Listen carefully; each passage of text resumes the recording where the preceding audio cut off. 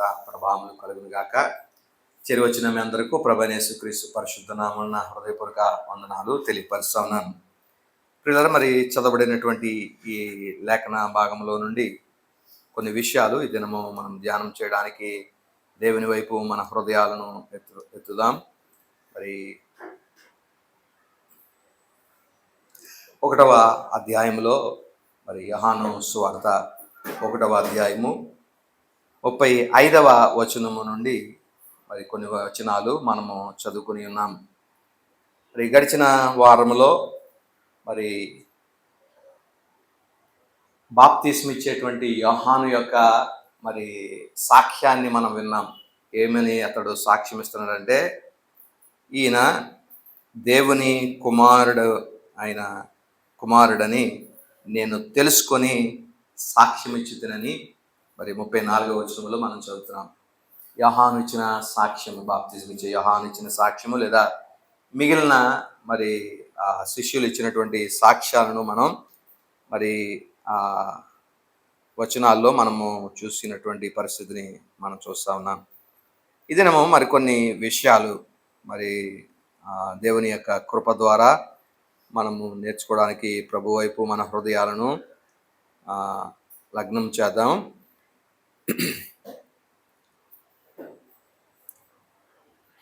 దేవుని కుమారుడు అనేటువంటి ఈ కాన్సెప్ట్ మనకి ఇక్కడ ఉత్పన్నమైనటువంటి పరిస్థితిని మనం చూస్తూ ఉన్నాం. దేవుని కుమారుడు, అదే కదా వీళ్ళు చెప్తున్నారు. మరనాడు మరలా యోహాను అతని శిష్యుల్లో 2 నిలిచుండగా అతడు నడుచుచున్న యేసు వైపు చూచి, ఇదిగో దేవుని గొర్రెపిల్ల అని చెప్పాను. అయితే పోయిన వారంలో కూడా దేవుని కుమారుడు అనేటువంటి ఈ మాట మీద కొద్దిగా మనము ధ్యానము చేసి ఉన్నాము. అయితే మరికొన్ని అంశాలు దేవుని కుమారుని గురించి పాత నిబంధన కొత్త నిబంధన గ్రంథంలో మరి ఏ విధంగా దేవుని కుమారుడు అనే విషయాన్ని డెవలప్ చేయబడింది, కాన్సెప్ట్ అనేది ఒకసారి మనం చూద్దాం. 9వ అధ్యాయము 20వ వచనాన్ని మనం చదివితే, అపోస్తుల కార్యముల నుండి 9వ అధ్యాయము 20వ వచనము.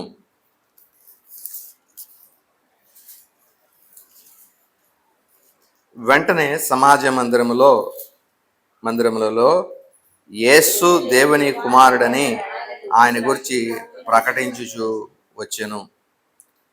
అయితే ఈ యొక్క మరి వ్యక్తిని గురించి మనం ఇక్కడ చూడగలుగుతా ఉన్నాం. ఇతడు మరి యేసుక్రీస్తు ప్రభు యొక్క కార్యములను అతడు వివరిస్తూ ప్రకటిస్తూ ఆయన గురించి సమాజ మందిరములలో మరి పౌలు దేవుణ్ణి స్తుతించడము, ప్రకటించడము అనేటువంటి అంశాన్ని ఇక్కడ మనం చూస్తున్నాం. అంటే వారి బోధ ప్రారంభమైనటువంటి శిష్యుల యొక్క లేదా అపోస్తలుల యొక్క బోధ ప్రధానమైనటువంటి కాన్సెప్ట్ దేని గురించి అంటే, యేసు దేవుని కుమారుడు అనే మాటను మనము చూస్తూ ఉన్నాం.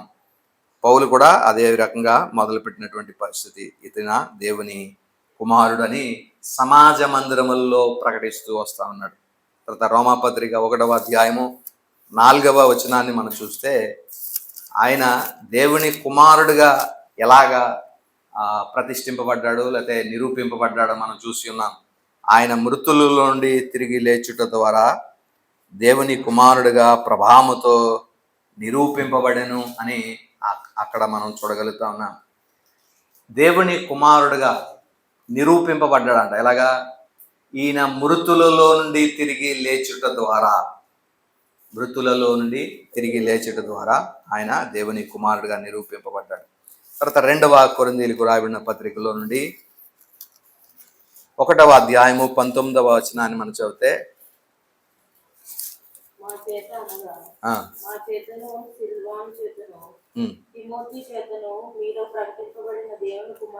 మీలో ప్రకటింపబడిన దేవుని కుమారుడగు యేసుక్రీస్తు అవునని చెప్పి కాదని వాడై ఉండలేదు. వీరు కూడా యేసుక్రీస్తు దేవుని కుమారుడు అనేటువంటి మాట ఇక్కడ మళ్ళీ చూస్తా ఉన్నాం. వారు ఆయన అన్న మాట అవునని కానీ కాదని కానీ ఇలాగా మార్చేటువంటి వాడు కాదని ఆయన గురించి సాక్ష్యం ఇస్తా ఉన్నాడు. తర్వాత గలతీలకు రాసిన పత్రిక 2వ అధ్యాయము 20వ వచనములో కూడా మనం చూడగలుగుతాం. 2:20లో నేను క్రీస్తుతో కూడా సిలువ వేయబడి ఉన్నాను, ఇక మీదట జీవించువాడును నేను కాదు, క్రీస్తే నేను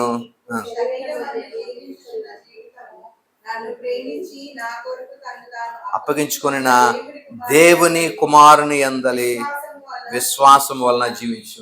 నేను జీవించేది యేసుక్రీస్తు ప్రభు వలన జీవిస్తున్నాను. ఆయన ఎవరు? దేవుని కుమారుడు అయిన ఆయన యందలి విశ్వాసం ద్వారా నేను జీవిస్తున్నాను అని అపోస్తలుడైన పౌలు కూడా మరి తన యొక్క సాక్ష్యాన్ని చెప్తున్నాడు. అంతేకాదు ఎఫెస్సీలో కూడా ఆయన ఇలాంటి మాట ఒకటి చెప్తున్నాడు. 4వ అధ్యాయము 13వ వచనాన్ని మనం చదివినప్పుడు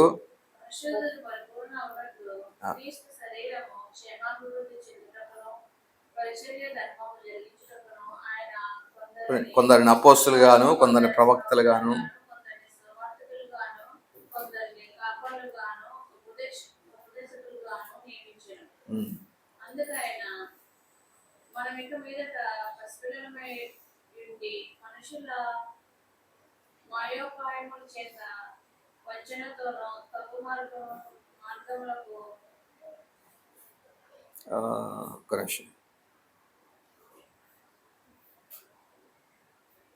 సరే, ఈ హెబ్రీయులకు రాబడిన పత్రికలో మనం చూస్తే ఈయన యేసు ఆరోహణమైనటువంటి దేవుని కుమారుడు అని 4వ అధ్యాయము 14వ వచనంలో మనం చదువుతాం. ఆకాశ మండలముల గుండా వెళ్ళిన దేవుని కుమారుడైన యేసు అను గొప్ప ప్రధాన యాజకుడు మనకున్నాడు. కాబట్టి ఈయన యేసు అని దేవుని కుమారుడుగా ఆకాశ మండలం గుండా ఈయన వెళ్ళాడు అనే విషయాన్ని మనం చూస్తున్నాం. 6వ అధ్యాయము 6వ వచనంలో కూడా మనం చదివినట్లయితే 6వ అధ్యాయం 6 దేవుని దివ్య కార్యములను రాబో యుగ సంబంధమైన శక్తుల ప్రభావమును అనుభవించిన తర్వాత తప్పిపోయిన వారు తమ విషయములో దేవుని కుమారుని మరలా సిలువేయచు బాహ్యాటముగా ఆయన్ని అవమానపరచుకోరుచున్నారు గనుక మారు మనసు పొందినట్లు అట్టి వానిని మరలా నూతన పరచుట అసాధ్యము. వారు దేవుని కుమారుని మరలా సిలువ వేయుచున్నారు. కాబట్టి ఇక్కడ ఈ విషయాలన్నిటిలో కూడా మీరు ఆ తర్వాత చూడండి, ఈ విషయాలు అన్ని కూడా దేవుని కుమారుని గురించినటువంటి మరి స్వార్థ అంశాలుగా మరి ఇక్కడ మరి క్రొత్త నిబంధన అంతా కూడా అపోస్తుల యొక్క ప్రధాన బోధ అంతా కూడా దేవుని కుమారుని గురించినది అనే విషయాన్ని మనము చూడవలసినటువంటి వారమై ఉన్నాం. అయితే ఈ దేవుడి కుమారుడైనటువంటి యేసును మరి పరిచయం చేసిన తర్వాత ఎప్పుడైతే యోహాను బాప్తిస్మిచ్చేటువంటి యోహాను అక్కడ రాయబడుతున్నటువంటి మాట ఏంటంటే తన దగ్గర ఉన్నటువంటి శిష్యుల్లో ఇద్దరిని కదండి 35వ వచనం మరునాడు మరలా యోహాను అతని శిష్యుల్లో ఇద్దరు నిలిచి ఉండగా, అంటే యోహాను యొక్క శిష్యులు ఒక ఇద్దరు ఉన్నారు. ఆ ఇద్దరు శిష్యులతో యోహాను ఈ మాట అంటున్నాడు. ఏమనంటే అటువైపు గుండా వస్తున్నటువంటి నడుచుచున్న యేసు వైపు చూచి ఇదిగో దేవుని గొర్రెపిల్ల అని యేసును పరిచయం చేస్తున్నారు. ఎవరికి? యోహానుతో కూడా ఉన్నటువంటి ఇద్దరు శిష్యులకు. అయితే ఈ ఇద్దరు శిష్యులు ఎప్పుడైతే యోహాను తనతో చెప్పినటువంటి మాటలు ఇలాగా ఇదిగో దేవుని కుమారుడని యోహాను బాప్తిస్మిచ్చే యోహాను ఎప్పుడైతే చెప్పాడో అప్పుడు ఈ శిష్యులు ఏమయ్యారంటే యోహాను విడిచి యేసును వెంబడించడం ప్రారంభించినట్లుగా మనం చూస్తా ఉన్నాం. చూడండి 37వ వచనంలో మనం చదివితే అతడు చెప్పిన మాట ఆ ఇద్దరు శిష్యులు విని యేసును వెంబడించారు. చూడండి, యోహాను చెప్తున్నాడు, ఒక గొప్ప సాక్ష్యం ఇస్తున్నాడు. పై వచనాల్లో ఇతడు దేవుని కుమారుడు అనే ఒక సాక్ష్యాన్ని ఇచ్చాడు. ఇప్పుడు ఇక్కడ రెండవసారి ఇదిగో దేవుని గొర్రెపిల్ల అనే ఒక సాక్ష్యము క్రీస్తు నిమిత్తం ఇస్తున్నాడు. వెంటనే అతని దగ్గర ఉన్నటువంటి ఇద్దరు శిష్యుల్లో వీరు యోహాను విడిచి, బాప్తిస్మిచ్చే యోహాను విడిచి క్రీస్తు ప్రభువుని అనుసరించినట్లుగా మనం చూస్తున్నాం. అదే మనం అయితే ఏం చేస్తాం, అలా వెళ్ళిపోతారు అనుకోండి. ఈ అంటే యోహాను కూడా క్రీస్తుకు మరి అంటే ఇతని పని దేని నిమిత్తం వచ్చాడు, ఇతని పని దేని నిమిత్తము, క్రీస్తుకు ఒక మార్గాన్ని సిద్ధపరచడానికి, క్రీస్తుకు మార్గాన్ని సిద్ధపరచడానికి ఒక స్వరంగా ఆయన యోహాను వచ్చాడు. కాబట్టే మీరు ఆ మార్గము అదిగో, నిత్య రాజ్యానికి మార్గమైనటువంటి క్రీస్తు అడిగో అని చెప్పి క్రీస్తును శిష్యులకు పరిచయం చేశాడు. వెంటనే శిష్యులు ఆ మార్గాన్ని అనుసరించారు, లేదా క్రీస్తును అనుసరించినట్టుగా మనం చూస్తాము. కాబట్టి ఇతడేమి ఇప్పుడు దాకా నా దగ్గర ఉన్నారు, మీరు చచ్చిపోయేదాకా నా దగ్గరే ఉండాలా, నేనే మీకు బాప్తిస్మం ఇచ్చాను, నీవు ఇక్కడే ఉండాలా, ఇంకో చోటకి వెళ్ళకూడదు అని ఏం చెప్పలేదండి. నిత్య రాజ్యానికి మార్గమైన క్రీస్తు ఆయన వెంబడించని మరి క్రీస్తును పరిచయించగానే వారు క్రీస్తును అనుసరించినట్లుగా మనం చూస్తూ ఉన్నాం ప్రియదేవుల. కాబట్టి ఒక వ్యక్తి యొక్క బాధ్యత, లేదా ఒక పాస్టర్ కానీ, లేదా ఒక సేవకుడు కానీ, సువార్థికుడు కానీ, ఎవరన్నా బాధ్యత ఏంటంటే వారు దేవుణ్ణి పరిచయం చేయడానికి, వారు దేవుని గురించి సాక్ష్యం ఇవ్వాల. అలా దేవుని గురించి సాక్ష్యము ఇచ్చిన తర్వాత వీరు ఎవరిని వెంబడించాలా, ఈయన నాకు బాప్తిస్మం ఇచ్చింది ఈయనే కనుక ఈయనే వెనకాల వెళ్ళాలా, ఈయన ఏ మార్గంలో వెళ్తే ఆ మార్గంలో వెళ్ళాలని వాళ్ళకి భజన చేసేవారుగా కాకుండా దేవుణ్ణి అనుసరించేవారుగా ఉండాలి. ఈయన ఎప్పుడైతే క్రీస్తును ప్రకటించాడో, క్రీస్తు దేవుని కుమారుడని లోక పాపములో మోసుకుని పోయే దేవుని గొర్రె పిల్లని క్రీస్తు గురించి చెప్పాడో బాప్తిస్మం ఇచ్చే యోహాను, వెంటనే శిష్యులు క్రీస్తును అనుసరించడం ప్రారంభించారు. కాబట్టి ఈ ప్రస్తుత దినాల్లో ఫాలోవర్స్ ఎక్కువైపోయారు. ఒక సేవకునికి వెనకాల ఫాలోవర్స్ ఒక గుంపులాగా తయారై, మాకు ఈయన మా అయ్యగారు, లేకపోతే ఈయన మావారు అన్నట్టుగా ఎవరికి వారు క్రీస్తును అనుసరించేటువంటి వారుగా కాక వ్యక్తిని పూజించేటువంటి సంస్కృతి వచ్చేసింది. వ్యక్తిని అనుసరించేటువంటి క్రైస్తవులు తయారైపోయారు ప్రియులు. కాబట్టి క్రీస్తును అనుసరించేటువంటి వారంగా ఉండాలి అనే విషయాన్ని మనం చూస్తా ఉన్నాం. కాబట్టి మొదటి ఆ శిష్యుల కాలింగ్ని మనం చూడగలిగితే, క్రీస్తు పిలిచిన విధానం చూస్తే, మొదట ఎప్పుడైతే యోహాను క్రీస్తుని గురించి చెప్పాడో ఈ శిష్యులిద్దరూ ఆ యేసును వెంబడించినట్లుగా మనం చూస్తున్నాం. ఆ ఇద్దరు శిష్యుల్లో ఒకని పేరు రాయబడింది ఇక్కడ. చూద్దాం, 28వ వచనంలో మనం చూస్తే, ఈ వెంబడించినటువంటి వారిని చూసి యేసుక్రీస్తు ప్రభువారు అడిగారు, ఎందుకు వెంబడిస్తున్నారు ఏంటి అని అంటే, నువ్వెక్కడ కాపురం ఉంటున్నావు రబ్బీ, నువ్వెక్కడ కాపురం ఉంటున్నావు. రబ్బీ అంటే బోధకుడు అని అర్థం. బోధకుడా నువ్వెక్కడ కాపురం ఉంటున్నావు అని అనగానే, వచ్చి చూడండి అనగానే వారి వెనకాల వెళ్ళారు. అయితే వారిలో ఒకని పేరు ఇక్కడ మనకి రాయబడింది.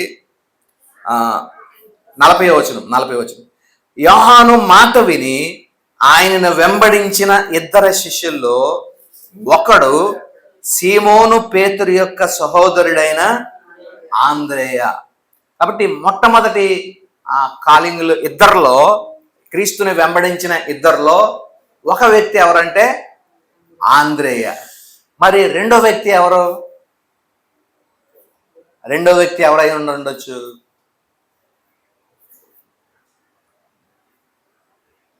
ఇద్దరు వ్యక్తుల్లో ఒక వ్యక్తి ఆంద్రేయ అని అంటే, ఇంకొక వ్యక్తి ఎవరైనా ఉండొచ్చు? పేతురు కింద రాయబడి ఉంటుంది. తర్వాత ఆంద్రేయ వెళ్ళి పేతురుని పిలిచినడం మనం చూస్తా ఉన్నాం. చూడండి, 41 చదివితే, అతడు మొదట తన సహోదరుడైన సీమోనును చూచి, సీమోను అంటే ఇక్కడ ఎవరు? పేతురు. కాబట్టి ఆంద్రేయ వచ్చి అతని సహోదరుడైన సీమోనుకి చెప్తున్నాడు, అనగా పేతురుకి చెప్తున్నాడు ఏమనంటే, మేము మెస్సియాని కనుగొన్నామని అతనితో చెప్పగానే యేసు నొద్దకు అతడు తోడుకొస్తే కింద, నీవు యోహాను కుమారుడు అయిన సీమోనువు, నీవు కేఫా అనబడదు అని చెప్పారు.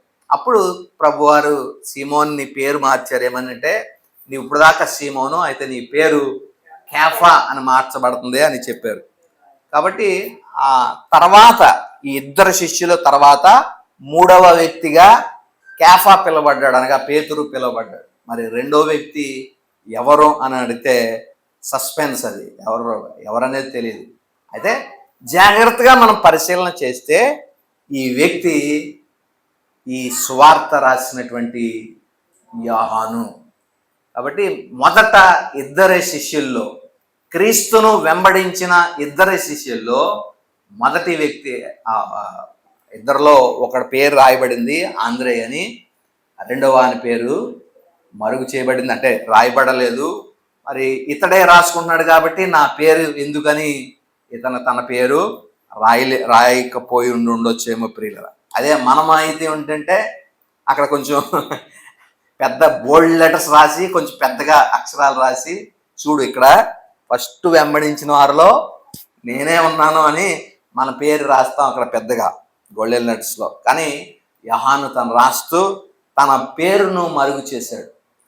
ఒక గొప్ప విషయం ఏంటంటే ఇతని పేరు కానీ యాకోబు ఇతని సహోదరుడు. యోహాను ఎవరు? జెబెదయి కుమారులు. జెబెదయికి ఇద్దరు కుమారులు, యాకోబు, యోహాను. వీళ్ళిద్దరూ జెబెదయి కుమారులు అన్నమాట. అయితే వీరిలో ఒకడు, మరి జెబెదయి కుమారులు ఒకడైనటువంటి యోహాను ఈ పత్రికను, ఈ సువార్తను రాశాడు. అయితే ఇతని తమ్ముడు, సహోదరుడైనటువంటి యాకోబు పేరు కానీ, ఇతని పేరు కానీ, యోహాను పేరు కానీ సువార్తలో ఎక్కడ మనం చూడం.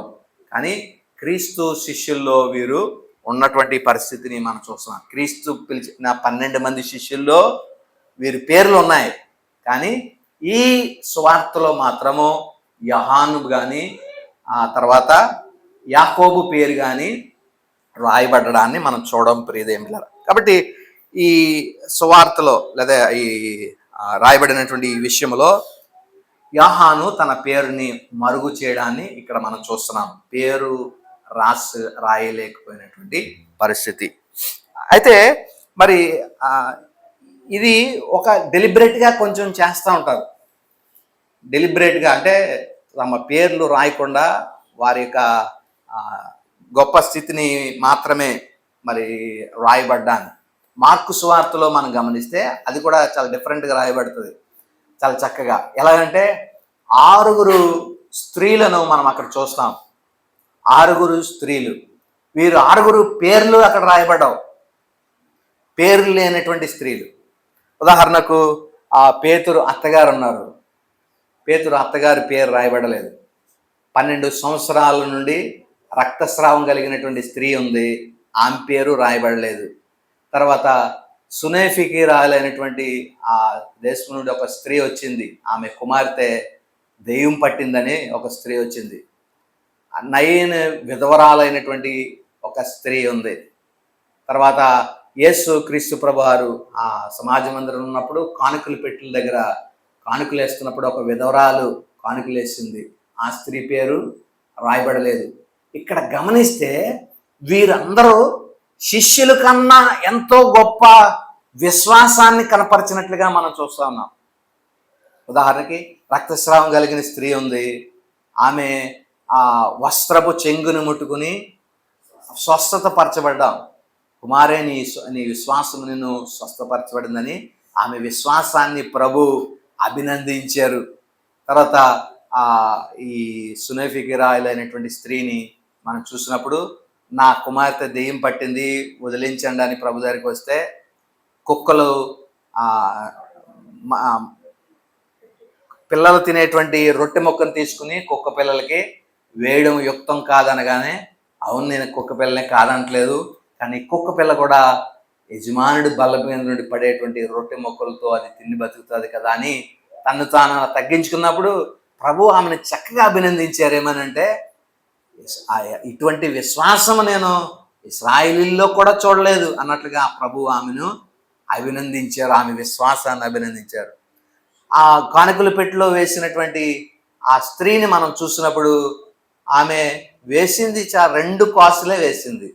కానీ ప్రభు అక్కడ ఒక మాట చెప్తూ, ఈమె తన జీవనమంతయు వేసెను అనేటువంటి మాట అక్కడ మనం చదువుతాం.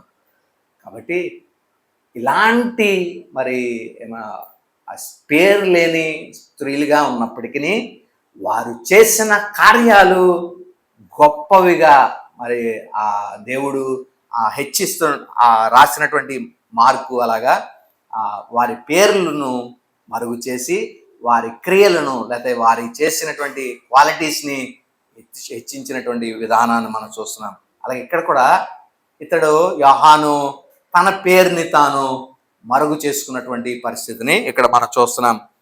మొదట పిలువబడినటువంటి ఆ ఇద్దరు శిష్యుల్లో ఒకని పేరు ఆంద్రేయ, రెండవ వాని పేరు రాయబడలేదు, కానీ ఇది యోహాను ఈ పత్రిక సువార్త రాసినటువంటి గ్రంథకర్తగా మనం చూడగలుగుతా ఉన్నాం ప్రియదేవులారా.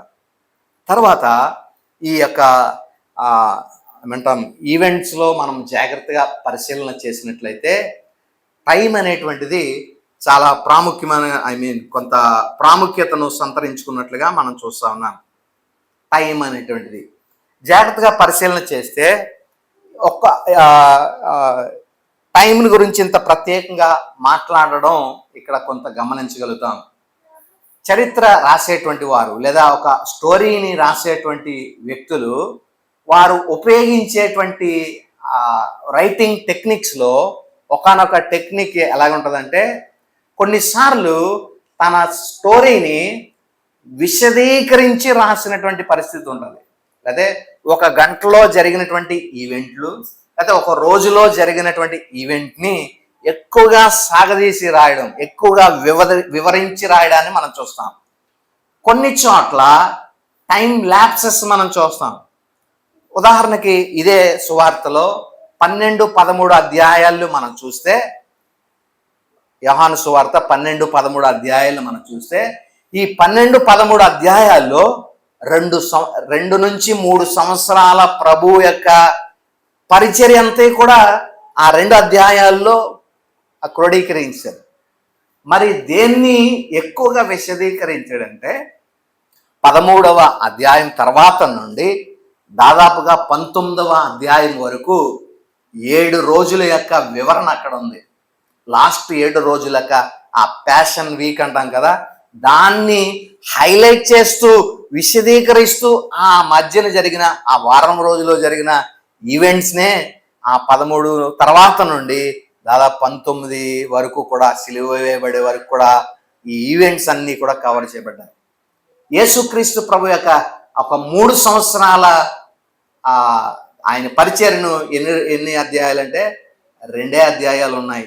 ప్రభు చేసిన 3 సంవత్సరాల పరిచర్య అంటే ఒక 3 సంవత్సరాలని 2 అధ్యాయాల్లోనూ 7 రోజుల్ని ఒక 5-6 అధ్యాయాలుగా వివరించాడు. అంటే ఇది ఒక రైటింగ్ టెక్నిక్. ఒకసారి వివరణ ఇచ్చేటప్పుడు కొంత కాలాన్ని ఒక స్లాష్లో మనం అతడు రైటర్ ముగించేయచ్చు, లేకపోతే ఒక చిన్న అంశాన్ని విశదీకరించి విపులంగా ఎక్కువ సమయము అతడు వివరించి రాయొచ్చు. అది రైటర్ ఉపయోగించేటువంటి టెక్నిక్. ఇలాంటి టైం ఇక్కడ మనం చూడగలుగుతా ఉన్నాం ఈ యోహాను సువార్తలో. కొన్నిసార్లు మొదటి 7 రోజులను ఇక్కడ మనం చూడగలుగుతా ఉన్నాం. ఉదాహరణకి మనం చూస్తే ఈ ప్రయాణాన్ని మనం చూద్దాం. మొదటి 7 రోజుల ప్రయాణం ఇక్కడ మనకి రాయబడుతుంది. అంటే క్రీస్తు ప్రభు వారి యొక్క మొదటి 7 రోజులు మనం చూస్తే మొదటి అంటే యోహాను సువార్తలో మొదటి అధ్యాయంలో రాయబడిన మొదటి 7 రోజులు మనం చూస్తే, మొదటి దాంట్లో యోహాను యొక్క ఇంటర్వ్యూని మనం చూస్తున్నాం. పరిసయ్యులు లేకపోతే అక్కడ నుంచి వచ్చినటువంటి యూదులు వచ్చి యోహాన్ని ఇంటర్వ్యూ చేస్తున్నారు. ఏంటి ఇంటర్వ్యూ? నీవు మెస్సియావా, నీవు ఏలియావా, లేకపోతే నీవు ఫలానా కుమారుడు అంటే ఆ ప్రవక్తవా అనేసారు. నీవు ఈ 3 కాకపోతే ఇంకెందుకు నువ్వు బాప్తిస్మం ఇస్తున్నావు, అసలు నీ బాప్తిస్మం ఎందుకు, నీవెవరు అనేటువంటి ప్రశ్నలన్నీ కూడా యోహాను ఇంటర్వ్యూ చేసినటువంటి ప్రశ్నలు మొదటి రోజుగా మనం చూస్తూ ఉన్నాం.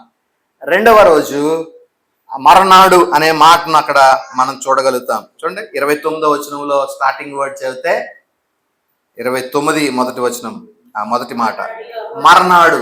మరనాడు అంటే ఫస్ట్ డే యోహాను యొక్క ఇంటర్వ్యూ అయిపోయింది. ఇంటర్వ్యూ అయిపోయినటువంటి మరనాడు అనగా ద నెక్స్ట్ డే ఏం జరుగుతుంది? యేసుక్రీస్తు ప్రభువారు నడుచుకుంటా వస్తుంటే యోహాను చెప్తున్నాడు, ఇదిగో లోక పాపములను మోసుకొని పోయే దేవుని గొర్రెపిల్ల. అది డే 2గా మనం తీసుకుంటా ఉన్నాం. తర్వాత మూడవది మళ్ళా 35వ వచనంలో మనం చూస్తే ఇంకొకసారి ఆ మాటలో మొదట ఉంటది మర్నాడు అంటే ద నెక్స్ట్ డే, మూడవ రోజు కూడా ఏం జరిగింది? యోహాను తన ఇద్దరు శిష్యులు ఉన్నప్పుడు ఆ ఇద్దరు శిష్యులు చూస్తుండగా యేసుని చూసి ఇదిగో దేవుని గొర్రెపిల్ల అని ప్రభువుని గురించి చెప్పడం మనం చూస్తున్నాం. తర్వాత 43వ వచనాన్ని మనం చదివితే మర్నాడు అంటే ద నెక్స్ట్ డే అంటే 4వ రోజు అనమాట. 4వ రోజు జరిగినటువంటి సంఘటన ఏంటంటే ఆయన ఫిలిప్పును కనుగొన్నారు. కాలింగ్ ఆఫ్ ఫిలిప్ని కనుగొని నన్ను వెంబడించు అని ఫిలిప్ని ప్రభువారు కోరినటువంటి మాటను మనం ఇక్కడ చూస్తా ఉన్నాం. తర్వాత 5, 6 ఈ 2 రోజులు కూడా ప్రయాణం చేసినట్లుగా మనం చూస్తా ఉన్నాం. చూడండి 2వ అధ్యాయము మొదటి వచనాన్ని మనం చదివితే 3వ దినమున. ఏ 3వ దినము? 2 రోజులు ప్రయాణం చేశారు. ప్రయాణం 2 రోజులు అయిన తర్వాత 3వ రోజు అనే ఆ మాటను మనం అర్థం చేసుకోవాలి. కాబట్టి 2 రోజుల ప్రయాణం, 5, 6 రోజుల ప్రయాణం అని అనుకుంటే 7వ రోజు ఆయన ఎక్కడికి వచ్చారు? కానా అనేటువంటి ఊరికి వచ్చారు. అక్కడ వివాహంలో మరి ప్రభువారు అద్భుతాన్ని జరిగించిన విషయాన్ని మనం చూస్తున్నాం. కాబట్టి ఆ సీక్వెన్స్ మనం ఫాలో అవ్వగలిగితే ఒక టైం అనేటువంటిది అక్కడ నిర్దిష్టంగా వాడుతున్నటువంటి పరిస్థితిని మనం చూస్తూ ఉన్నాం ప్రియులారా. టైం అనేటువంటిది ఇంకా జాగ్రత్తగా మనం పరిశీలన చేస్తే యోహాను సువార్తలో టైంలోనే ఇంకా విపులంగా మనం పరిశీలన చేస్తే ద అవర్ అనే మాట మనకు కనబడుతుంది. గడియ అనే మాట ఉపయోగింపబడుతుంది. నా గడియ ఇంకనూ రాలేదు, నా సమయము ఇంకనూ రాలేదు అనే ప్రభువు మాట్లాడుతున్నటువంటి ఆ మాటలు మనం చూడగలుగుతా ఉన్నాం ప్రియదేవులు. ఉదాహరణకి 4వ వచనం మనం చేద్దాం. 2వ అధ్యాయము 4వ వచనం గడియ గురించి మనం మాట్లాడుతాం. గడియ అంటే ద అవర్. ఏ అవర్ గురించి మాట్లాడుతుంది ఇది? క్రీస్తు ప్రభువారు సిలువ వేయబడేటువంటి ఆ సమయం ఉంది కదా, దాన్ని హైలైట్ చేస్తా మాట్లాడుతున్నారు ప్రభువారు. దాన్ని ప్రభువారు the hour, my hour has not yet come అనేటువంటి మాట, నా సమయము ఇంకా రాలేదు, నా గడియ ఇంకా రాలేదు అనే మాట పలకడాన్ని మనం చూస్తా ఉన్నాం. 4వ వచనం యేసు ఆమెతో, అమ్మా ఏం పని? నా సమయము.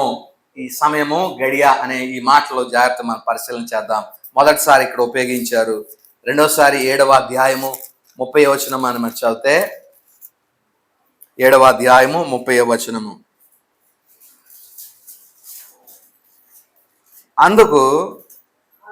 అందుకు వారు ఆయనను పట్టుకొన యత్నం చేసిరి గాని ఆయన గడియ ఇంకనూ రాలేదు.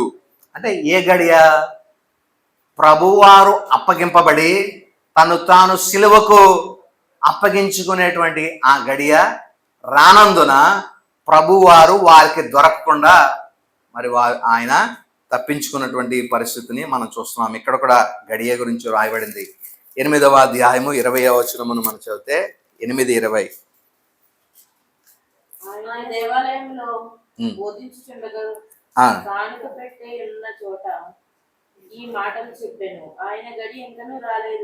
ఆయన గడియ ఇంకనూ రాలేదు కనుక ఎవడను ఆయనను పట్టుకునలేదు. ఆయన గడియ ఇక్కడ కూడా మనం చూస్తున్నాం. గడియ ద అవర్. ఆయన్ని ప్రభు తను తాను అప్పగించుకునేటువంటి గడియ ఇంకనూ రాలేదు కాబట్టి వారు కూడా ప్రభుని ఏమీ చేయలేకపోయారు అనేటువంటి మాట మనం చూడగలుగుతా ఉన్నాం. తర్వాత 13వ అధ్యాయము 1వ వచనాన్ని మనం చదివితే 13 1వ వచనము తాను ఈ లోకము నుండి తండ్రి యొద్దకు వెళ్ళవలసిన గడియ వచ్చెనని యేసు పస్కా పండుగకు ముందుగానే ఎరిగిన వాడై ప్రతి వాణిని ప్రేమించి చూడండి ఇక్కడ చూస్తే ఆయన తన్ను అప్పగించుకొనవలసిన తండ్రి యొద్దకు వెళ్ళవలసిన గడియ వచ్చినదని యేసు ఎరిగి, ఆయనకి తెలుసు ఏ గడియలో ఆయన అప్పగింపబడాలి అనేటువంటి. కాబట్టి టైం అనేటువంటిది ఈ యోహాను సువార్తలో కొంత క్రూషియల్ పార్ట్ని కలిగి ఉంది అనే విషయాన్ని మనం చూస్తున్నాం. మొదటి అధ్యాయంలో ఏమో రోజుల కోసం మరనాడు మరనాడు మరనాడు అనుకుంటా ఒక రోజు తర్వాత ఒక రోజు ఈవెంట్స్ ఏమేమి జరిగినాయో ఆ ఈవెంట్స్ రాసుకుని వచ్చాడు. ఇంకా చూస్తే ఆ స్పెసిఫిక్గా మనం చూస్తే టైంని ఒక గడియగా ప్రభు అప్పగించే ఆ గడియతో పోల్చి మరి వ్రాస్తున్నటువంటి పరిస్థితిని కూడా మనం చూస్తూ ఉన్నాం. కాబట్టి ప్రియులారా, ఈ విషయాలను మనం జాగ్రత్తగా పరిశీలన చేద్దాం. యోహాను సువార్తలో మొదటి పిలువబడినటువంటి శిష్యులు ఆంద్రేయ, రెండవది రాయబడలేదు కానీ మనం యోహాను అని మనం విశ్వసించవచ్చు ప్రియులారా. అయితే తర్వాత మూడవ వ్యక్తి ఎవరో అని మనం చూడగలిగితే పేతురు, సీమోను అనే మాటను మనం చూడగలుగుతా ఉన్నాం. ఎలాగ మనం చెప్పొచ్చు అంటే, ఈ వ్యక్తి ఎవరైతే ఆంద్రేయ ఉన్నాడో, ఆంద్రేయ వెళ్ళి ఏమని చెప్పాడంటే, అతడు మొదట తన సహోదరుడైన 41వ వచనంలో అతడు మొదట తన సహోదరుడైన సీమోనును చూచి మేము మెస్సియాని కనుగొన్నాము అని సాక్ష్యం ఇస్తున్నాడు. కాబట్టి వెంటనే ఈ సీమోను కూడా, అనగా పేతురు కూడా ఆంద్రేయతో వెళ్ళి ప్రభు యొద్దకు వెళ్ళాడు. అప్పుడు ప్రభు అతని పేరును మారుస్తూ, నీవు ఇప్పటి వరకు సీమోనుగా పిలువబడుతున్నావు, అయితే నీవు కేఫా అనబడదు అని ప్రభు అతని పేరును మార్చినట్లుగా మనం చూస్తా ఉన్నాం. కాబట్టి మూడవ వ్యక్తి ఎవరంటే పేతురు, మొదటి వ్యక్తి ఆంద్రేయ, 2 యోహాను, 3 పేతురుగా మనం చూస్తా ఉన్నాం. మరి 4 మనం చూడగలిగితే 43వ వచనములో ఈ మాట రాయబడుతుంది, మరునాడు ఆయన గలిలయకు వెళ్ళగోరి ఫిలిప్పును కనుగొన్నాడు. 4వ వ్యక్తి, పిలువబడినటువంటి వ్యక్తుల్లో 4వ వ్యక్తి ఫిలిప్పు. అయితే ఈ ఫిలిప్పు మరి ఇంకొక వ్యక్తిని పిలుస్తున్నట్లుగా మనం చూస్తా ఉన్నాం. 44 చదివితే, ఫిలిప్పు బెత్సైదా వాడును, అనగా ఆంద్రే కాపురస్తుడు ఫిలిప్పు నతానియేలును కనుగొని నతానియేలు గురించి చెప్తున్నాడు. అంటే 5వ వ్యక్తి పిలువబడినటువంటి వ్యక్తి ఎవరంటే నతానియేలు పిలుస్తున్నాడు. ఫిలిప్పు నతానియేలు పిలుస్తూ ఒక మాట చెప్తున్నాడు, ఏమనంటే, ధర్మశాస్త్రములోను మోషేయు ప్రవక్తలను ఎవరి గురించి వ్రాసారో ఆయనను మేము కనుగొన్నాము అని చెప్తున్నప్పుడు, మరి యోసేపు కుమారుడైన నజరేయుడైన యేసు అని క్రీస్తుని గురించి వారు ప్రకటన చేసినటువంటి పరిస్థితిని మనం చూస్తూ ఉన్నాం ప్రియదేవులారా. కాబట్టి ఈ విషయాలను మనము జాగ్రత్తగా పరిశీలన చేద్దాం. 6వ వ్యక్తిగా మరి నతానియేలు పిలువబడిన విషయాన్ని మనం చూస్తున్నాం. యోహాను సువార్తలో ఈ పేరు లేనటువంటి శిష్యుడిగా మరి తన గురించి రాసుకున్నటువంటి యోహాను తన పేరైతే రాయలేదు, కానీ ప్రభుతో తనకున్న సన్నిహిత్యాన్ని మనం ఈ చార్ట్లో మనం చూడగలుగుతాం ప్రియదేవులారా. తెలుసు కదా మనకి, యోహాను దగ్గర 2 శిష్యులు ఉన్నారు. ఒక ఆయన పేరు ఆంద్రేయ, రెండవ ఆయన పేరు యోహాను. అతని పేరు లేదు కానీ మరి అతని దగ్గర ఉన్నాడు, గమనించవచ్చు మనం. అయితే మొదట పిలిచినటువంటి శిష్యులు ఈ బాప్తిస్మ ఇచ్చే యోహాను విడిచిపెట్టి క్రీస్తును అనుసరించిన వాళ్ళలో ఈయనున్నాడు. అతడు 40వ వచనం ప్రకారం మొదటివాడు ఆంద్రేయ అని మనకు తెలుసు, రెండవ వాని పేరు అతను రాయలేదు, కనుగొందాం ఎవరనేది. తర్వాత 40వ వచనంలోనే 45లో మనం 40లో చూస్తే ఇతడు వెళ్ళి ఆంద్రేయ వెళ్ళి ఎవరిని పిలుచుకొచ్చాడు, సీమోను పేతురుని పిలుచుకొచ్చాడు. కాబట్టి ఈ సీమోను పేతురు రాయబడ్డది కాబట్టి ఇక్కడ కూడా యోహాను కాదనేది మనకు తెలుస్తుంది. తర్వాత 43లో పిలువబడిన శిష్యుడు పేరు కూడా రాయబడింది. అతని పేరు ఫిలిప్పు. కాబట్టి ఫిలిప్ పేరు కూడా రాయబడింది కాబట్టి అతడు కూడా కాదని మనకు తెలుస్తుంది. తర్వాత 45లో నతానియేలు ఫిలిప్ వెళ్ళి నతానియేలు పిలిచాడు కాబట్టి అది కూడా ఇతను కాదని తెలుస్తుంది. తర్వాత 51వ వచనంలో మనం చూస్తే మీరు అనే మాట ఒకటి రాయబడుతుంది. అప్పటికే అక్కడ ఉన్న ఎంతమంది శిష్యులు అంటే మనం చదివితే యోహాను నుంచి 2 వచ్చారు. తర్వాత ఆంద్రేయ వెళ్ళి పేతురుని తీసుకొచ్చాడు. తర్వాత యేసు ఫిలిప్పుల్ని పిలిచాడు. ఫిలిప్ వెళ్ళి నతానియేలుని పిలుచుకొచ్చాడు. అంటే మీరు అనే మాటలో ఇప్పుడు ఎంతమంది ఉన్నారు? 5 శిష్యులు ఉన్నారు. ఈ 5 శిష్యుల్లో ఒకనొక వ్యక్తి ఎవరో అనేది ఇంకా మనకి సస్పెన్స్ గానే ఉంది. తర్వాత యోహాను సువార్తలోనే 20వ అధ్యాయము 28వ వచనములో మనం చదివితే 20-28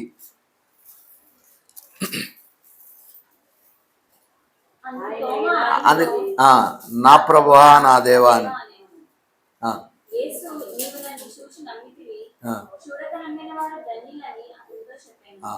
చూడక నమ్మిన వారు అంటే ఇక్కడ శిష్యులు చూడకుండానే మిగిలిన వారు ప్రభుకి ఈ మాట చెప్తున్నారు. ఏంటంటే మీరందరూ చూసి నమ్మారు. అంటే అక్కడ ఉన్నటువంటి శిష్యుల్లో మరి 12 మంది శిష్యులు మరి ఆ ప్రస్తావన అక్కడ రాయబడినటువంటి మాటను చూస్తున్నాం. అక్కడ తోమా యాకోబు వీళ్ళు కానట్లుగా మనం ఇక్కడ రాయబడుతుంది. తర్వాత అపోస్తుల కార్యాలు 12వ అధ్యాయము 2వ వచనములో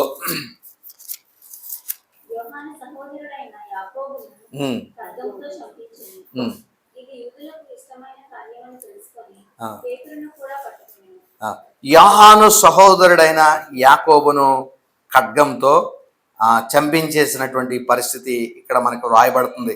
అయితే ఇక్కడ కూడా యాకోబు రాసినటువంటి పరిస్థితిగా మనకి ఇక్కడ కనిపించట్లేదు ప్రియులరా. తర్వాత ఈ క్రీస్తు ప్రభువుకు అనుసరించినటువంటి ఆ సేవకుల్లో ఒక ఇన్నర్ రింగ్ ఒకటి ఉన్నది. అంటే క్రీస్తుకు అత్యంత సన్నిహితులైనటువంటి ఒక ముగ్గురు అంటా ఉన్నారు. ప్రభు ఎక్కడికి వెళ్ళినా ఈ ముగ్గురిని మాత్రం వెంట పెట్టుకునేటువంటి ఆ ముగ్గురులో మనం చూడగలుగుతాం. యోహాను సువార్తలో 10వ అధ్యాయం 2వ వచనంలో మనం చూస్తే 10:2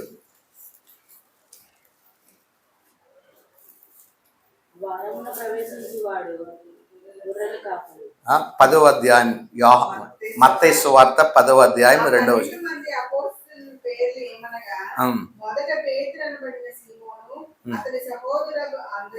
ఇక్కడ మనకి పేర్లు యొక్క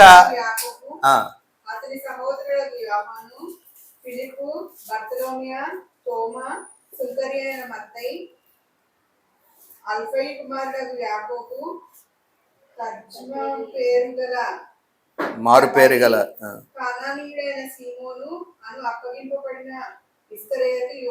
ఆయనను అప్పగించబడిన ఈ పేర్లు మనం చూస్తున్నాం. ప్రభువారు 12 మంది శిష్యులక పేర్లు మనం చూస్తే వీరిలో సన్నిహితులైనటువంటి వారు ఎవరు? 17వ అధ్యాయంలో మనం చూస్తున్నాం. 17:1 6 దినములైన తర్వాత యేసు పేతురు యాకోబు అతని సహోదరుడైన యోహాను ఈ ముగ్గురు కూడా ఇన్నర్ రింగ్ లో ఉన్నారు.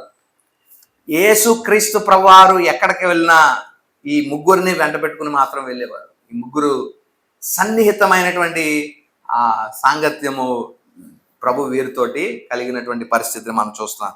వారిలో మొదటిది పేతురు, తర్వాత యాకోబు అతని సహోదరుడైన యోహాను.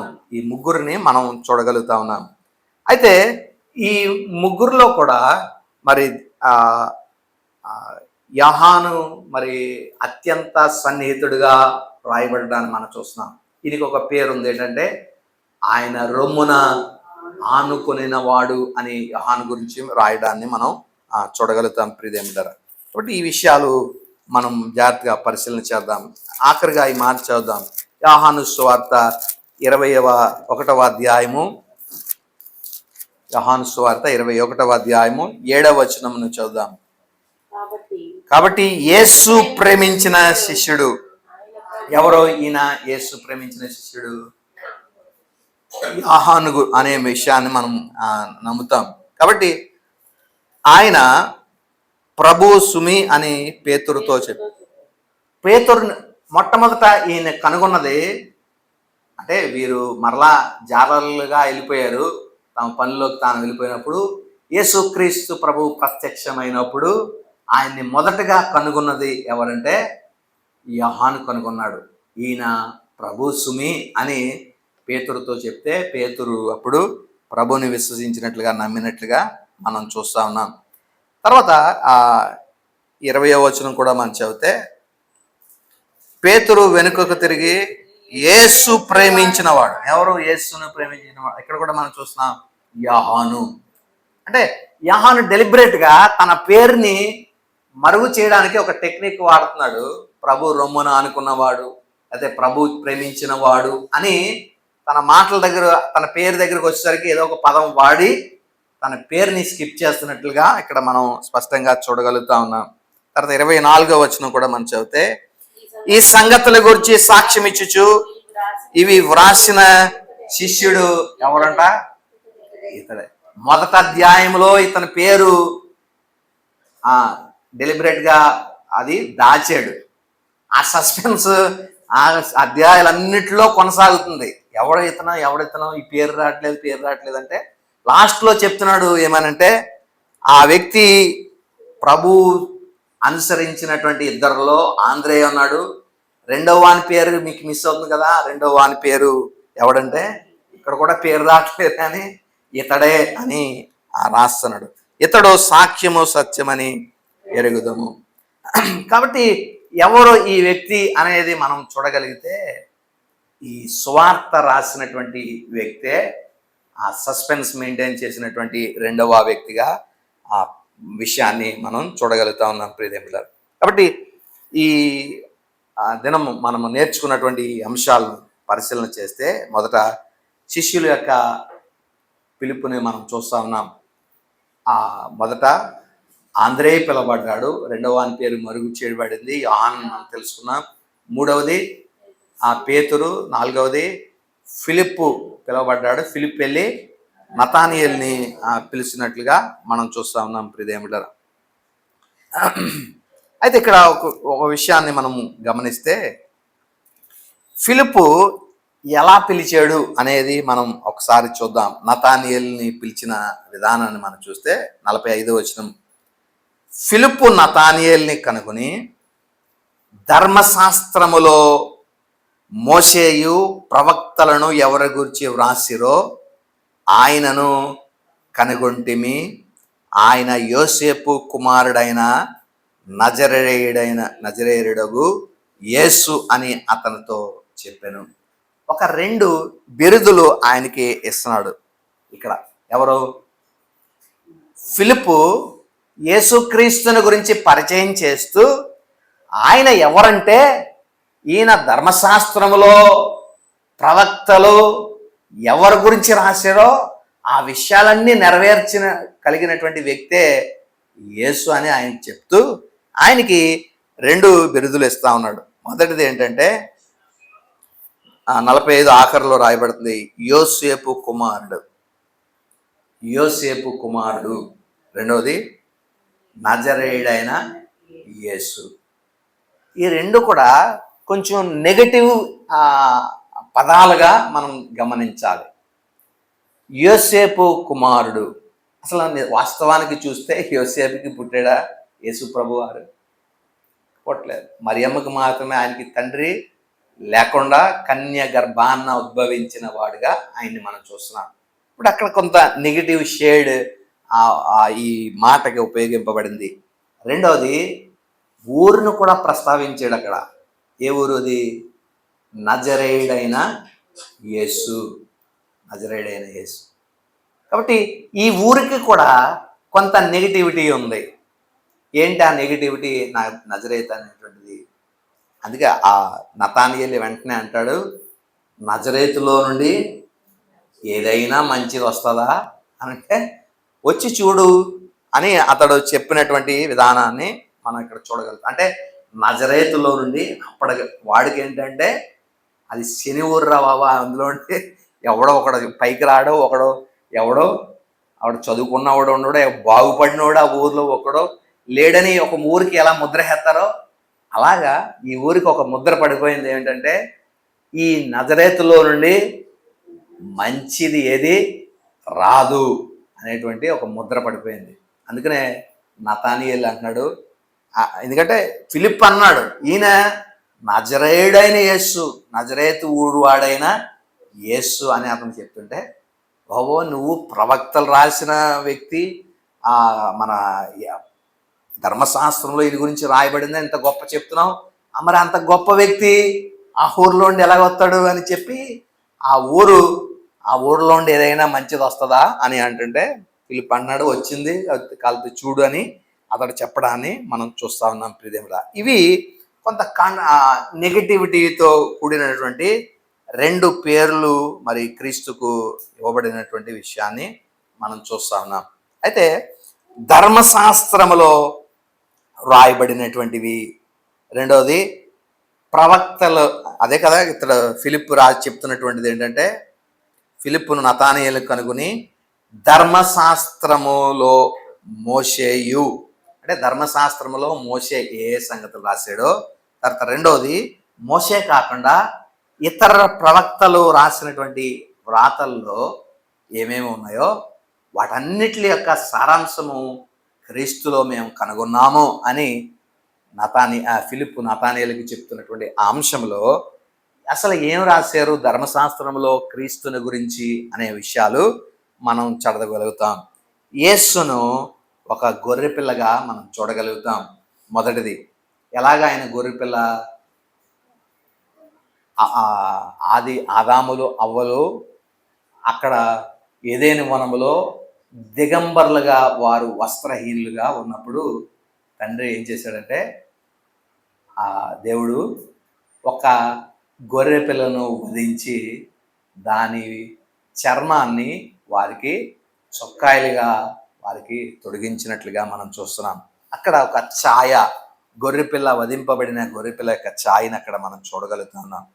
తర్వాత 22వ అధ్యాయంలో మనం చూసినప్పుడు ఆదికాండంలో అబ్రహాము ఇస్సాకును బలి అర్పణ ఇవ్వడానికి మరి అక్కడ కూడా ఇస్సాకుకు బదులుగా కొండల్లో అక్కడ కొమ్ములు తగులుకొని ఉన్న ఒక పొట్టేల్ని అక్కడ కనుగొంటాం.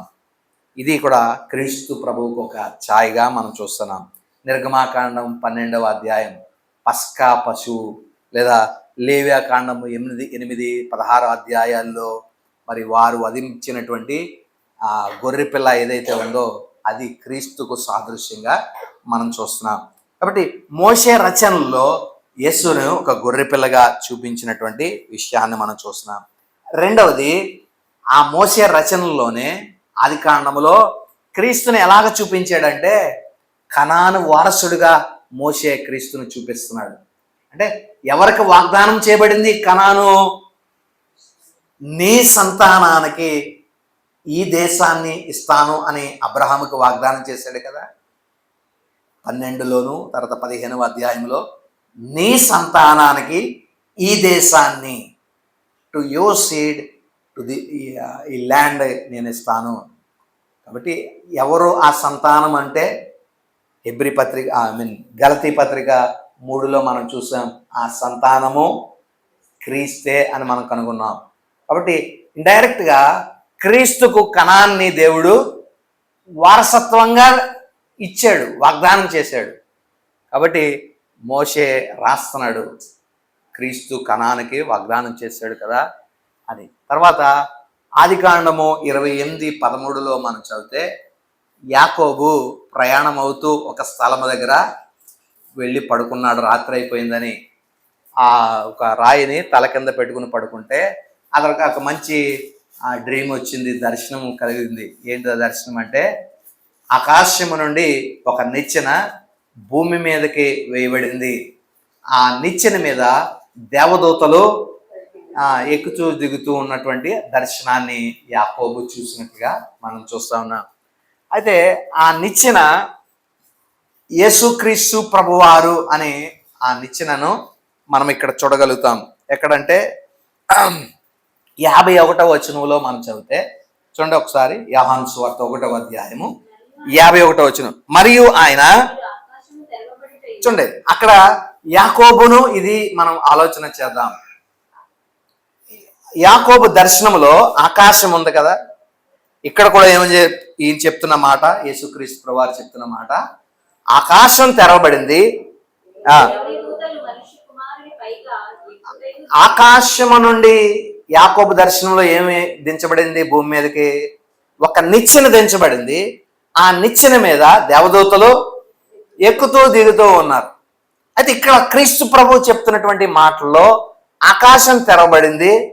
ఆకాశం తెరబడి ఏమైందంట?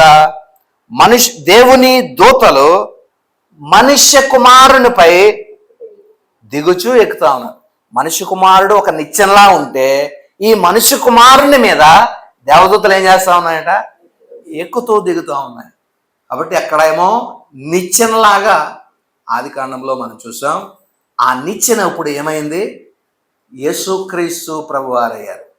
ఇప్పుడు ఈ ప్రభు అనేటువంటి నిచ్చెన మీద దేవదూతలు ఎక్కుచూ దిగుచూ ఉన్నటువంటి పరిస్థితిని మనం చూస్తాం.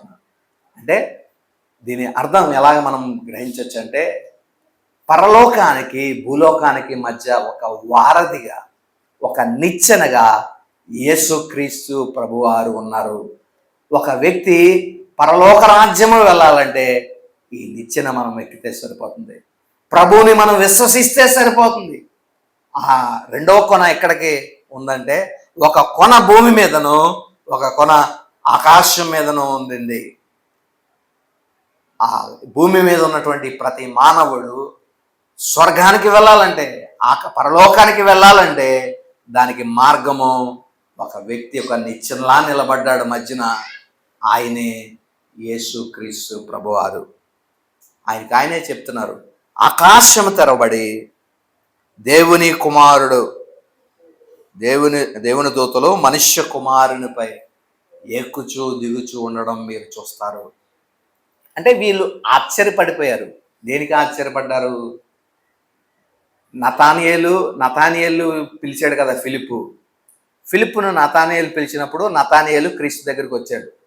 క్రీస్తు దగ్గరికి వచ్చి నిలబడినప్పుడు, నతానియేలు, నువ్వు పలానా చెట్టు కింద ఉన్నప్పుడే నేను నిన్ను చూశాను, పలానా చెట్టు కింద, అంజూరపు చెట్టు కింద ఉండగానే నేను నిన్ను చూశాను, కనుగొన్నాను అనే మాట అక్కడ చెప్పినప్పుడు ఇతడు ఆశ్చర్యపడిపోయాడు. నువ్వు ఈ చిన్నదానికే ఆశ్చర్యపడిపోతున్నావు. ఈ చిన్న విషయాన్ని నిన్ను కనుగొన్నాను అని నిన్ను చెప్పినప్పుడే నువ్వు ఆశ్చర్యపడుతుంటే, ఒక విషయం జరగబోతుంది.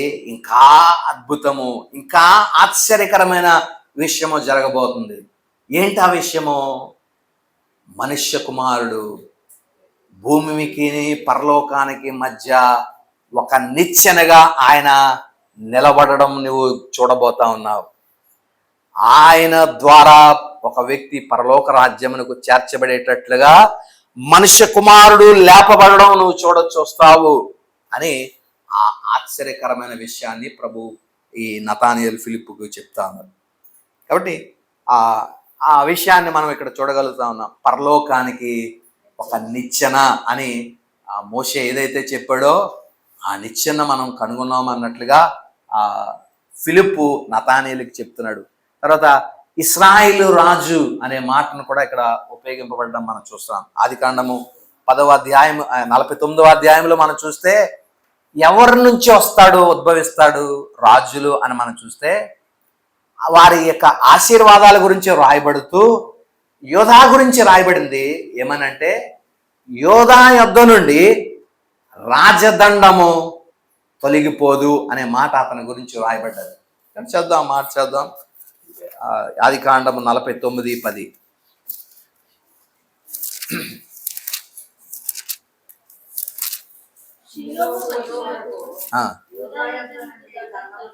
షిలోము అనగా క్రీస్తు ప్రభు వారికి ఆ మాట మనం వర్తింప చేయొచ్చు. షిలోహు వచ్చే వరకు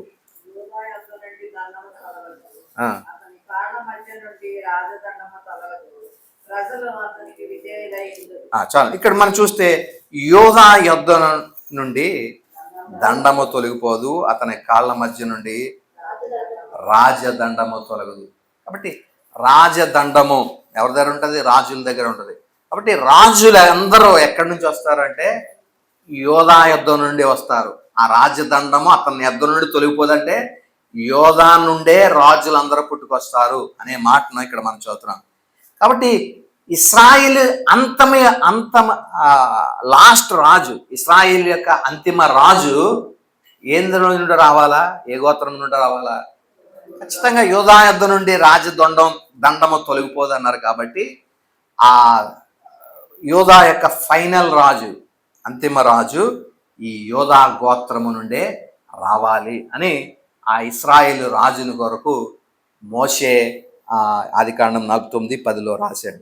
అయితే ప్రవక్తలు కూడా చాలా విషయాలు రాశారు. మోషే ధర్మశాస్త్రంలో రాశాడు. అనగా ఇక్కడ ధర్మశాస్త్రం అనగానే ఈ 5 కాండాల గురించి రాయబడుతుంది.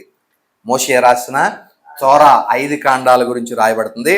తర్వాత మిగిలిన రచనలు ఏదైతే ఉన్నాయో, ప్రవక్తలు రాసినటువంటి రచనలు ఏదైతే ఉన్నాయో అందులో మరి మెస్సియా అనేటువంటి వ్యక్తి కొరకు ఇక్కడ రాయబడ్డాన్ని మనం చూస్తూ ఉన్నాం. చదువుతాం. మరి సమూయేలు గ్రంథములో, మొదటి సమూయేలు గ్రంథము 16వ అధ్యాయము 13వ వచనం.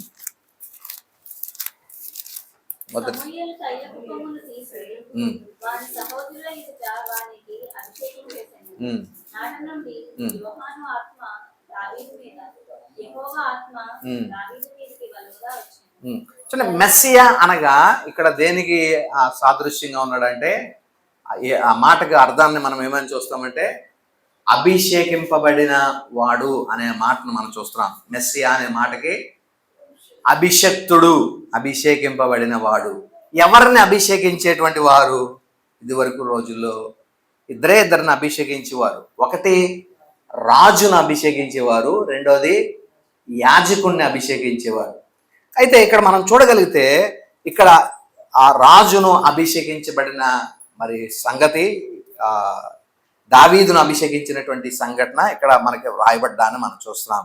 అయితే ఇంకా మనం చూస్తే ప్రవక్తల గ్రంథాల్లో 53వ అధ్యాయంలో కూడా మనం చూసినప్పుడు ఈయన గొర్రె పిల్లగా రాయబడ్డాన్ని మనం చూస్తా ఉన్నాం. వధింపబడిన గొర్రె పిల్ల అని క్రీస్తు గురించి ద సఫరింగ్ సర్వెంట్ అనే మాట ఆయన కొరకు ఉపయోగింపబడింది. ఇది కూడా ప్రవక్తల గ్రంథాల్లో ఒకటి. తర్వాత ఇస్రాయేల్ రాజుగా ఈయన రాబోతున్నాడు అనే ఆ రచనలో మనం చూస్తున్నాం. 2వ సమూయేలులో 7వ అధ్యాయంలో మనం చదివినప్పుడు నాతాను ప్రవక్త దావీదుతో వచ్చి, నీ గర్భాన్న ఆయన మెస్సియా రాబోతున్నాడు, నీ రాజ్యము నిత్యము స్థిరపరచబడుతుంది అని దావీదుకు ఆ నాతాను ప్రవక్త ప్రవచనం చెప్పాడు. అక్కడ కూడా మనం చూస్తున్నాం. తర్వాత దేవుని కుమారుడు అనేటువంటి పదం కూడా మనం చాలాసార్లు చూసాం. 2వ కీర్తనలో కూడా రాయబడి ఉంటుంది. ఏలికలందరూ ఏకీభవించి, భూరాజులందరూ ఏకీభవించి ఆయన అభిషక్తునికి అనగా ఆయన కుమారునికి, దేవుని కుమారునికి వ్యతిరేకంగా తిరగబడ్డారు అనే మాటను అక్కడ కూడా మనం చూస్తా ఉన్నాం. తర్వాత మనుష్య కుమారుడు అనేటువంటి మాట మనం చూస్తా ఉన్నాం. ఈ మనుష్య కుమారుని గురించి ముందు కూడా మనం చదువుదాం, దీని గురించి ధ్యానం చేయాలి. అయితే క్లుప్తంగా ఒక మాటను మనం ఆలోచన చేద్దాం. మనుష్య కుమారుడు అని మనం క్రొత్త నిబంధనలో ఈయన గురించి, క్రీస్తుని గురించి అంటారు కదా. క్రీస్తు కూడా తనకు తాను ఒక టైటిల్ని ఇచ్చుకున్నారు. తనకు తాను ఇచ్చుకున్నటువంటి టైటిల్స్లో ప్రధానమైంది ఏంటంటే మనుష్య కుమారుడు అని. ఆయనకాయనే పదం ఎక్కువగా ఉపయోగిస్తామండి వారు. ఎందుకు, ఎలాగా, ఎక్కడి నుంచి వచ్చింది పదం అనేది మనం ఆలోచన చేస్తే 7వ అధ్యాయమును మనం చదువుదాం. 7వ అధ్యాయము దానియేలు గ్రంథంలో మనం చదివితే అక్కడ ఒక దర్శనాన్ని ఇక్కడ దానియేలు చూస్తా ఉన్నాడు. ప్రియర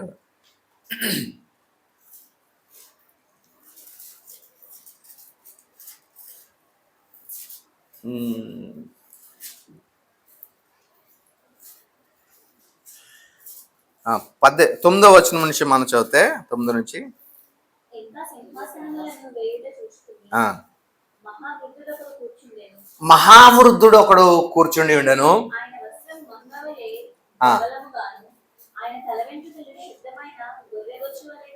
చూడండి, జాగ్రత్తగా మనం పరిశీలన చేద్దాం.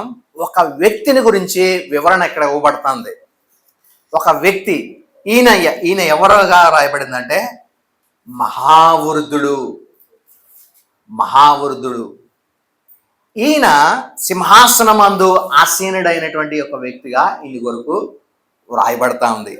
అయితే ఈయన ఇలా ఉండగా గొర్రె పిల్ల వలె అతని తెల్లగా ఉన్నాయి. ఆయన సింహాసనము అగ్ని జ్వాలల వలె మండుచుండెను, దాని చక్రములు అగ్ని వలె ఉండును.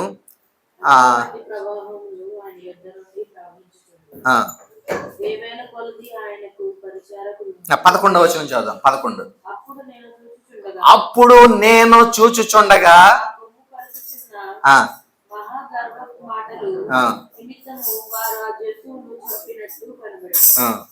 తరువాత దాన్ని కళేబారము మండుచున్న అగ్నిలో వేయబడెను. మిగిలిన జంతువుల ప్రభుత్వం తొలగిపోయేను. సమయం వచ్చే వరకు అవి సజీవుల మధ్యన ఉండవలెనని ఒక సమయము. 13 చూద్దాం.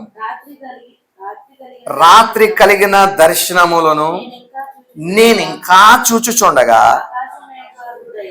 ఆకాశ మేఘారుడై మనుష్య కుమారుని పోలిన ఒకడు వచ్చి ఆ మహావృద్ధుని సన్నిధిని ప్రవేశించెను, ఆయన సముఖమున చేరి ఉండెను. చూడండి, ఇక్కడ మనం జాగ్రత్తగా పరిశీలన చేద్దాం. ఒక ఆయన ఉన్నాడు, ఆయన్ని వివరిస్తూ ఈయన మహావృద్ధుడు, ఈయన ఆకాశములో సింహాసనం మీద ఆసీనుడై ఉన్నాడు, ఆయన ఇలాగ ఉన్నాయి అని చెప్పి ఆయన్ని వర్ణిస్తా ఉన్నాడు. అయితే నేను ఇంకా చూస్తుండగా మేఘారుడైనటువంటి ఒక వ్యక్తి ఆయన యొద్దకు తేబడ్డాడు. ఎవరు ఈ వ్యక్తి? మేఘారుడుగా ఆయన యొద్దకు వచ్చినటువంటి వ్యక్తి ఎలా ఉన్నాడంట? మనుష్య కుమారుని పోలినటువంటి ఒక వ్యక్తి. అంటే మనుష్య కుమారుడు అనే పదం మొదటగా ఎక్కడ వాడబడుతుంది అంటే ఎక్కడ ఎలాంటి సన్నివేశం ఇది అయి ఉండొచ్చు అనేది ఒకసారి మనం ఆలోచన చేస్తే జాగ్రత్త పరిశీలిద్దాం. యేసుక్రీస్తు ప్రభువారు శరీరధారిగా భూమి మీదకి వచ్చారు.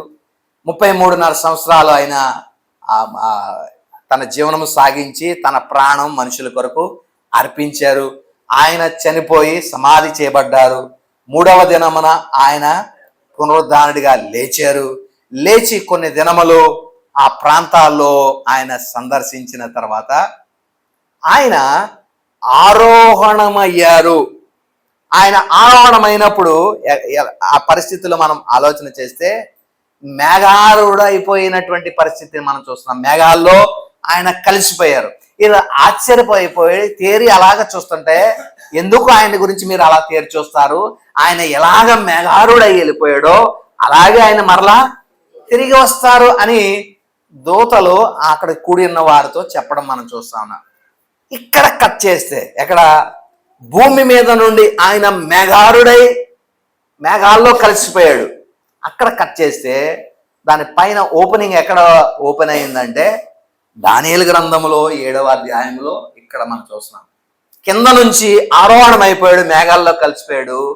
మేఘాల్లో కలిసిపోయి ఎక్కడ తేలాడు ఆయన అంటే మహామహుడైనటువంటి ఒక వృద్ధుడైనటువంటి సింహాసనాసీనుడైన తండ్రి యొద్దకు ఈయన ఏం చేయబడ్డాడు? తీసుకురాబడ్డాడు. ఆయన మేఘారుడైపోయి ఆయన ఎసెన్షన్ భూమి మీద నుండి పరలోకమునికి ఎత్తబడి ఎక్కడ ఆయన తేలేరు అంటే ఇక్కడ మనం చూడగలుగుతా ఉన్నాం. ఆ మహావృద్ధుడైన సన్నిధిని ప్రవేశించాడు. క్రీస్తు ప్రభువారు ఆయన పునరుద్ధానుడైన తర్వాత ఆరోహణమైపోయి ఎక్కడికి వెళ్ళారంటే ఆయన ఆ మహావృద్ధుని యొద్దకు, అనగా తండ్రి అయిన దేవుని సన్నిధికి ఆయన తేవబడ్డాడు. ఇంకే పక్కన ఇంకొక మాట రాయబడుతుంది, ఆయన సముఖమునకు చేరెను లేదా తేబడెను. తండ్రి సముఖమునకు ఆయన తేబడ్డాడు. ఎక్కడి నుండి? తండ్రి యొద్ద నుండి వచ్చాడు పంపబడిన వాడు.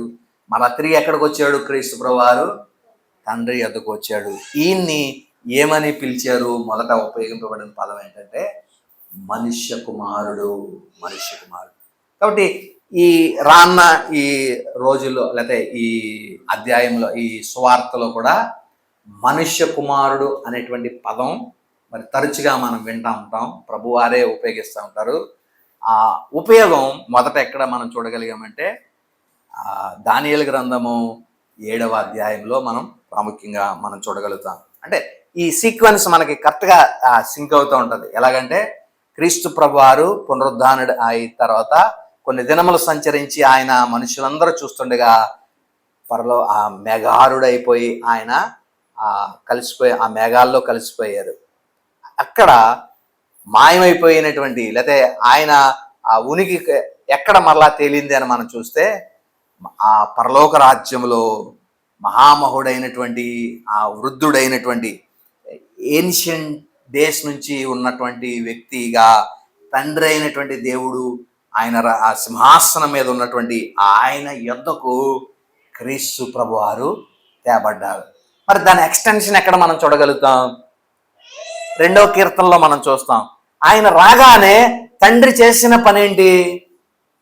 ఈయన్ని పట్టాభిషేకం చేశారు. ఈయనకి నీవు నా ప్రియ కుమారుడువు, నన్ను అడుగుమో జనములు నీకు సొత్తుగాను భూమినంతా నీకు స్వాస్యంగా ఇస్తానని చెప్పి నేను నా రాజుని సియోనులో నా రాజుని ఆసీన్ని చేసి ఉన్నాను. అంటే క్రీస్తుని ఆయన అభిషేకించి రాజుగా చేసి తన ప్రక్కనే ఒక సింహాసనము మీద క్రీస్తుని కూర్చుండబెట్టి క్రీస్తుకి ఏం అప్పగింపబడిందంటే అధికారం ఇవ్వబడింది, రాజ్యం ఇవ్వబడింది క్రీస్తు ప్రభువారు.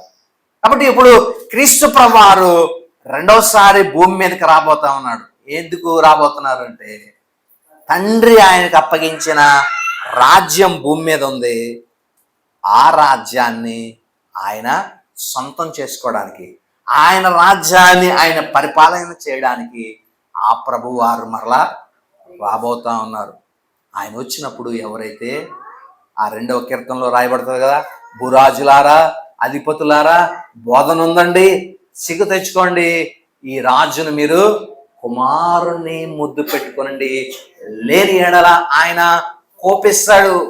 ఆయన కోపిస్తే ఆయన చేతులు ఏముంది? రాజదండం ఉంది.